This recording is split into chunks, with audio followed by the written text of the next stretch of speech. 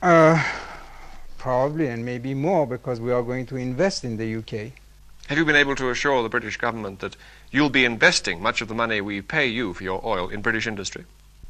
Sure, because I think that our country in the next 10 years will be what you are today. In the next 25 years, according to other people, I'm not saying that, will be among the 5 most prosperous countries of the world. When you become something like that, you start to act accordingly. That is, on a world basis, and obviously without any complexes, and understanding the whole political or geopolitics of the world. The increasing price of oil is going to hit our balance of payments hard and maybe even cause our economy to stop growing altogether for a year or two. Is this really what you want? Just the opposite. That's why what we have decided and the consequent decisions will alleviate, for a very good part, your balance of payments. And I know that we might eventually do other kind of deal of that sort with other oil-producing countries. But don't forget that in 3 years' time, you will be a big oil producer yourselves. You might be a member of our club. So the picture is not as bad as it seems to be. Maybe for 1 year, 2 years, you will have some difficulties. First of all, I'm sure that you will overcome it. I'm sure that you will get out of the present difficult situation. You British have this quality of rallying around the flag, the country, when really it starts to be a little dangerous. I'm sure that you will do it. But may I put it this way? Many people watching you tonight, watching you talking to us now, many people in Britain, some of them cold, some of them quite poor, will be asking themselves what it is that you and certainly some of your Arab counterparts, sheikhs and rulers and governments, have against them. Does it in any way serve your interests to make a British economy suffer? Why against? First of all, it's not British economy. If you want to say anything, it should be the world economy. And this is not against, we are just defending our chips.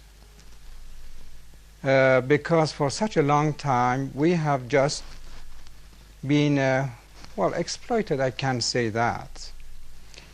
And why don't you say that when the price of wheat was augmented by 300%, they had something against us? We had to buy it, or soybean, or steel products, or petrochemical products, which in some cases have augmented by 30 times.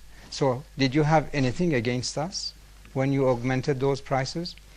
Or what I buy from you, even weapons, the price that you are charging today is not what you were charging 2 months ago. It's increasing. Have you something against us?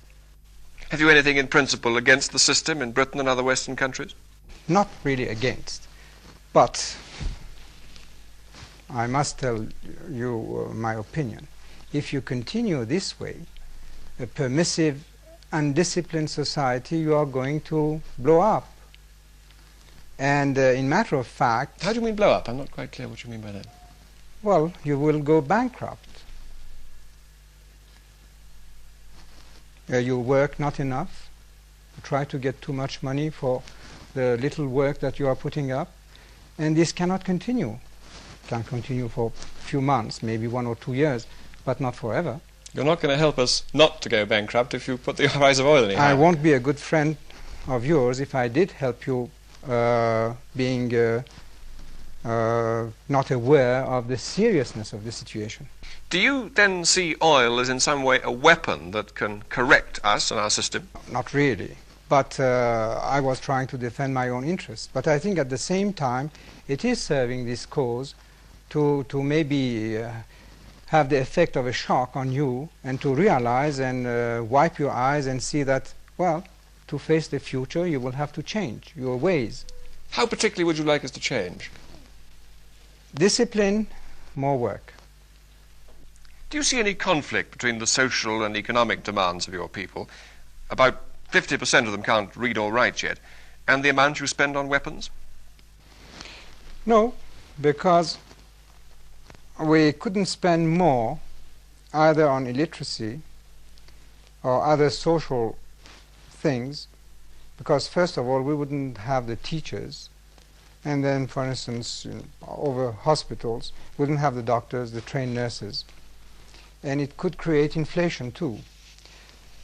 Can I say that this year we are going to have a 40% national growth at constant prices, which is more than twice or almost 3 times the world record which was held by the Japanese? Do you think as your country gets more prosperous you will be able to restrain the demands of your people for more of the kind of democracy we have in Britain? But who says that my people are demanding the democracy that you have in Britain? Don't you think that history indicates that that does come with growing prosperity? Are there any developed, Not powerful necessarily. countries in this world with hereditary monarchies like your own? Well, yes, but not necessarily, because our tradition are just on the opposite way. The people and their king are so close that they feel as the member of the same family. They have, I think, the respect that at least families or children used to have for their father.